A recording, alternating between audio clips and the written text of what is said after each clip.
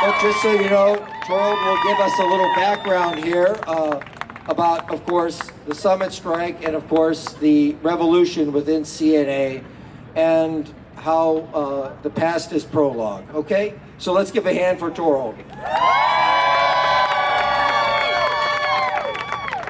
Hi guys, it's so I've been in LMD, and first I started in the NICU, and I've been at the hospital I think for about 37 years. And before that I was at Children's Hospital in the NICU there. So Eric mentioned that I was a summit nurse. Yeah, you can't hear me? It's so funny. It's like the weirdest thing. Can I take it off? Is this better? Okay, that's a lot better for me too, because I like to move when I talk. So the reason we want to go into some of the history is because it's important to know. So when I started as a nurse, the California Nurses Association was run by our bosses. We paid dues, and the people that ran the union, ran the CNA, were the nurse executives and the people who worked in academia and some nurse educators and things like that. So to say that back then we didn't have a strong bargaining component of the union is an understatement. So then in 1992 at Summit, we went on a really long strike. I don't even remember if it was 6 or 8 weeks, but it was really long, and it was a strike over our ability to honor each other's picket lines. So it was a strike by many unions. We were all out there together. And believe it or not, we ran a 24/7 picket line. Some of us camped out on the sidewalk in front of the hospital. So when that was over and we won our ability to honor each other's picket line, among many other things, we felt very, very strong.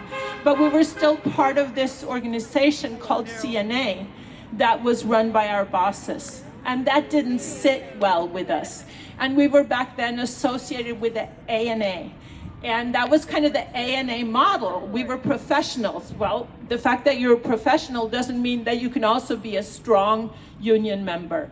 So we set about kicking or doing away with affiliation with the ANA. And that took a lot of hard work, a lot of sweat and tears. I myself probably, if I'd had one of those fancy watches that keeps track of the miles, I walked 30, 40, 50, who knows how many miles I walked up and down different hospital corridors all over the Bay Area, talking to nurses about why it was we wanted to no longer be associated with ANA. And so we won that. We disaffiliated with ANA, and why we did that is we wanted to take control over our own union. We wanted a union. We didn't just want a professional organization. So through a lot of hard work, we got that. We got a union that was staff nurse run, and staff nurse, it was sort of like it was our agenda, it was our union. And John, can you turn around so we can sort of read that? So it was actually, that was true. Like we made that be true. We got a strong union after our 92 strike. We were able to literally have kind of a cakewalk in bargaining. We did a few little kind of fun things because we were still really pissed off at Summit. So we did some fun things, and we got a strong contract. And one of the issues many of us here have had recently is we sort of feel like that has turned into a little bit of an empty slogan. Well, we want to take our union back. We want it to be our voice.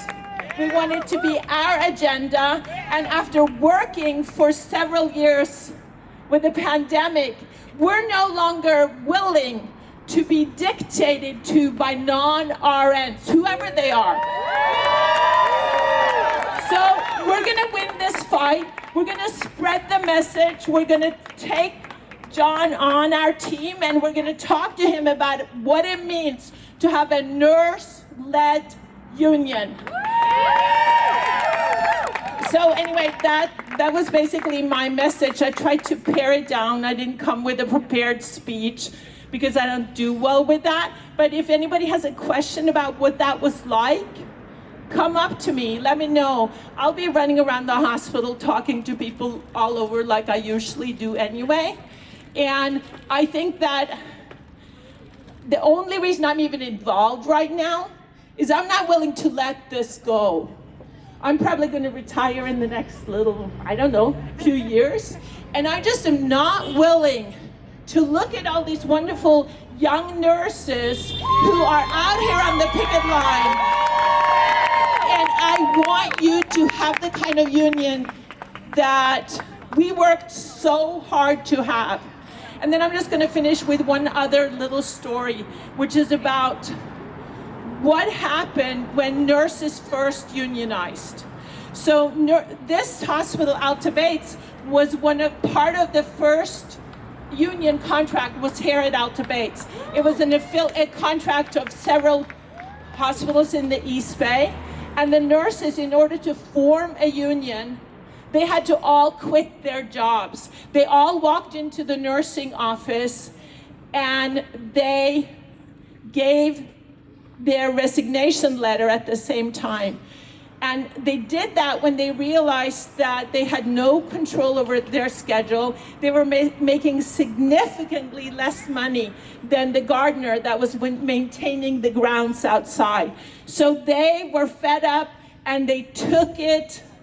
They decided we need to have a union, because when we have each other's backs and when we speak up, not only can we make more money and have a livelihood, but we can also be much, much better patient advocates. When we're not fearful of, like when you speak up, they're going to fire me. When you speak up on behalf of patients, not so much. So I met some of the nurses. There were the nurses that went in together into the nursing office to give their resignation in order to form the first ever nurses union. So in their honor, we're gonna not lose our union again. We are going to make sure that we have transparency, union democracy, our agenda, our patients. Let's do this.